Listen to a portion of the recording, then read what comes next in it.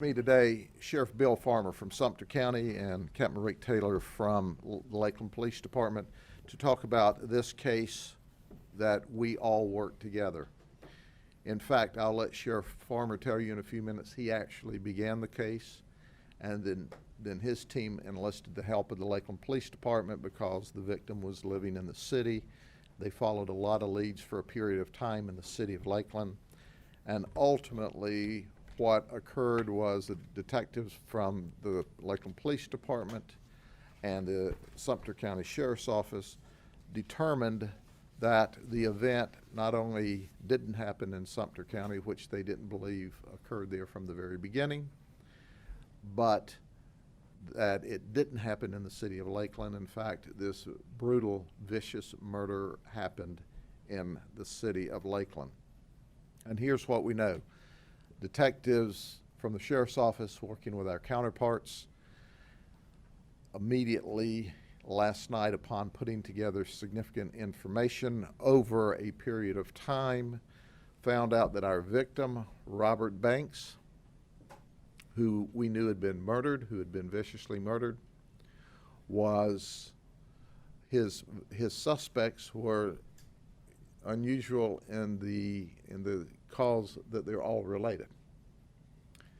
And we're going to have to be very cautious the way we describe this, and you'll understand why in a minute. A person that was close to them, that they all knew, told them that on or about January the 14th, that this person went to rode with Banks from the house that they were in over to Woodland Avenue, where it's alleged they smoked meth, and then Banks allegedly sexually battered this person. This person went home and told these people who she knows that I was sexually battered by Robert Banks. They all know him.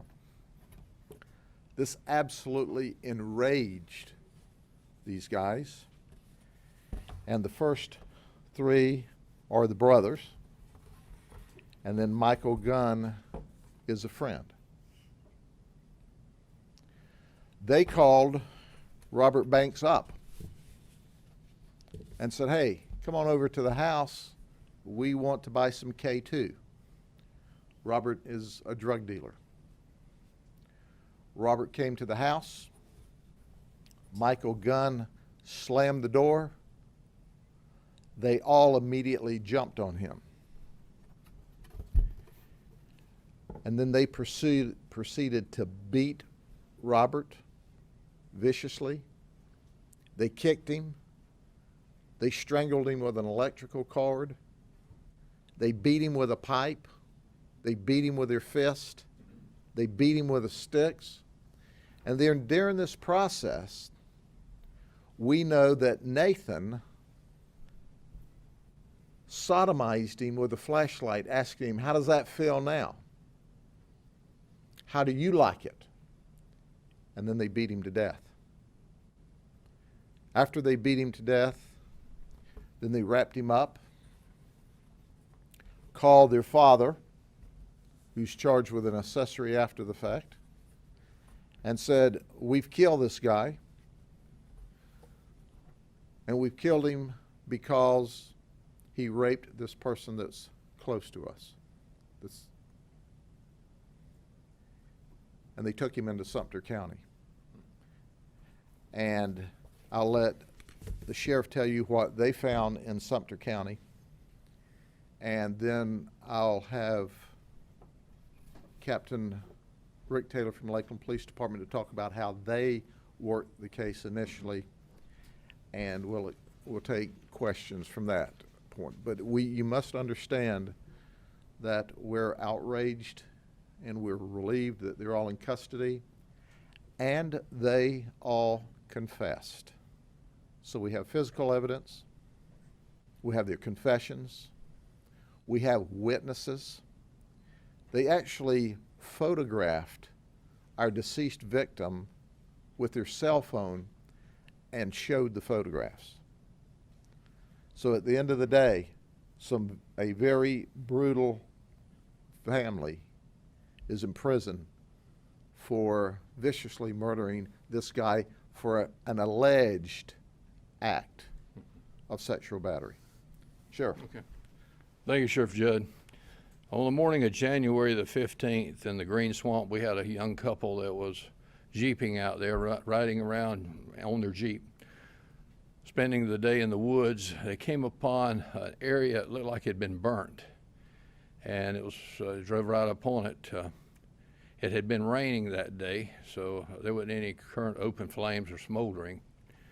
But they walked up to it and they discovered it was a body. They didn't know whether it was male or female or male or what race it was, because it was burned, beyond recognition. Our detectives immediately started working this as homicide, and we identified eventually the victim as Mr. Robert Banks from the Lakeland area. My detectives, they traveled to Lakeland, and they got with Lakeland and commenced to work it down there, which led it from Lakeland into Polk County. And we've got a great mutual work relationship. This is not our first homicide. We've worked together where the bodies have been dumped in the Green Swamp in Sumter County. And I just want to take this opportunity to thank Lakeland and the police department and Polk County Sheriff Judd for what they've done on this case, and a good working relationship that my detectives had with their detectives. It just shows us that we have a great working relationship around the state with all the agencies, and that's what it's about. And that's all that Sumter County had to do with, other than identifying the victim, finding out where he lived, and coming down here and starting the investigation with Lakeland PD. Yeah, I'll be real brief. I think the two sheriffs kind of explained the case very well. The morning that it came to our attention, Sumter County was there. They worked hand in hand with our detectives. The detectives that came over from Sumter County were some of the best detectives that the Lakeland Police Department has gotten to work with in a long time. I know we work hand in hand with Sheriff Judd on a daily basis, and we have that relationship. Sumter County is an agency that we don't normally get to work with on a regular basis, thank goodness, except for cases like this. So we were just glad that we were able to have a hand in it, kind of bring some closure to the family, and see this case, through fruition. So, sure. Questions? Sheriff, is Nathan a minor? Nathan is 17 years of age. And you say alleged act, you had your doubts? That's under investigation.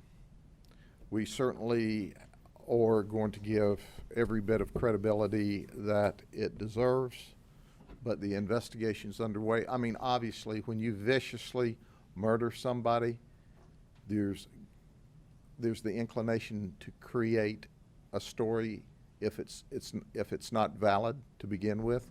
So I'm not telling you that the alleged sexual battery is not for real. I'm telling you that it's still under investigation. But at the end of the day, we know that Robert Banks was a drug dealer, and we know that even on the day, based in the allegations, that he picked up the victim and took the victim over to another address for the sole purposes of delivering methamphetamine and smoking methamphetamine, and that occurred. So whatever happened there or didn't happen there, obviously our victim, who is Robert Banks, is now deceased. So when this person gets back to these folks that she knows and says, I was sexually battered, it enraged this whole group of folks. They immediately called him over to sell K2 to them, and he showed up. And that's when they beat him, and they beat him with pipes, they beat him with sticks, they kicked him. While they were kicking him, Nathan was sodomizing him with a flashlight, asking him how he liked that. Then they wrapped him up and took him to the Green Swamp where they tried to set him on fire. So, Sheriff, you said that they actually took pictures of him when he was dead or while they were beating him? Was there? We have not recovered all of the pictures, or we've not recovered the pictures from the cell phones now. They're on there and they're locked, and we're in the process of unlocking them, but the people who have seen the photographs said they were of him obviously deceased. Some people who knew these guys? Yes. So they were telling people? They were telling people, which we always like. That helps a lot when you're going around showing pictures and saying, don't worry about Robert anymore, we've taken care of him, he's dead. So they were showing people who are witnesses now and told them, here's his dead body, we did it, they admitted to it. Here's dead Robert. Here's pictures of him. Don't worry about him anymore. And showing them not only to their immediate family, but to witnesses in the community. So they were proud of what they did. And the detectives from Sumter County and Lakeland talked to one of these people who said, oh yeah, Anthony bragged to me that they murdered Robert. Did they feel like they were doing the right thing by taking this person out who violated their friend or family member? They, in their mind, were going to get even for what he did to this person that was special to them.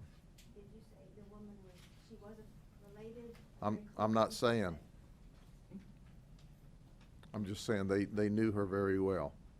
Seems that kind of passion, that kind of.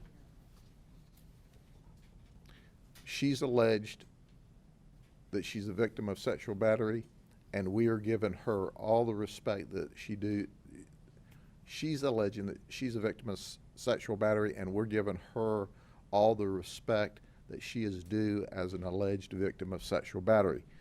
We're saying alleged because there's a lot of investigation still to do. I mean, we just got these guys in jail overnight. How did you finally get them in custody? What was Great police work.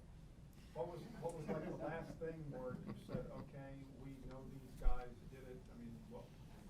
Well, once we talked to these folks and we put our witnesses together, we went and obtained arrest warrants and knocked on the door.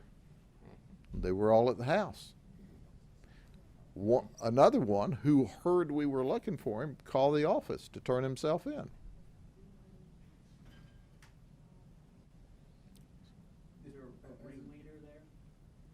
Is there a ringleader there? Anthony is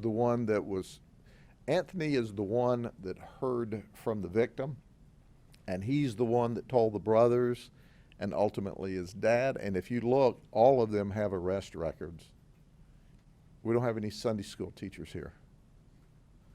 And they became immediately enraged.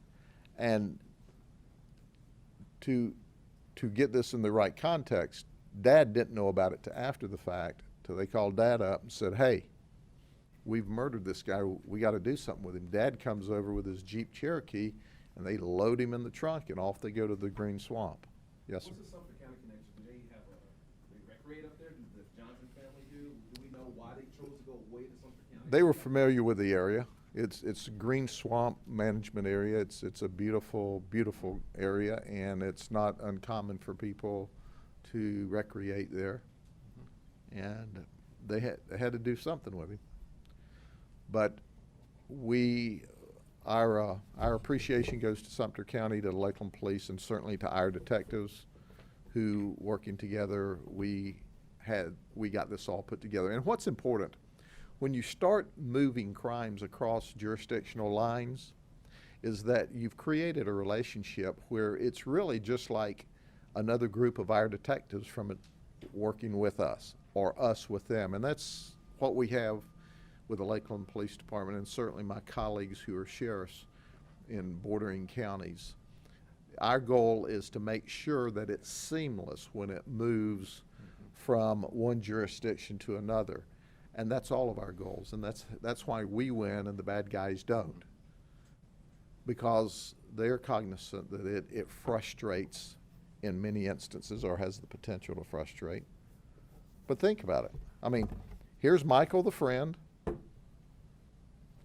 And then you got the family affair going on here, you know? You got daddy and the children, you know? Oop, help me out here. We got more family than we got hands. You know, look at this. The whole family. Are you kidding me? They all had a hand in murder? They all had a hand in the murder. The dad wasn't part of the murder, but he helped out. He's charged with accessory right now. And then you got the buddy, the friend. He's the one that called us and said, I understand you're looking for me. We go, bingo, we are. But it's not over. The investigation's not over. There certainly can be other charges that are brought. Like I said, we've got them locked up with first-degree murder charges, and obviously that's the most serious. But certainly, depending on the outcome of the rest of the investigation, there could be other charges. I think we might have already charged some of them with tampering. But any other charges we can bring against them pales in comparison to first-degree murder charges.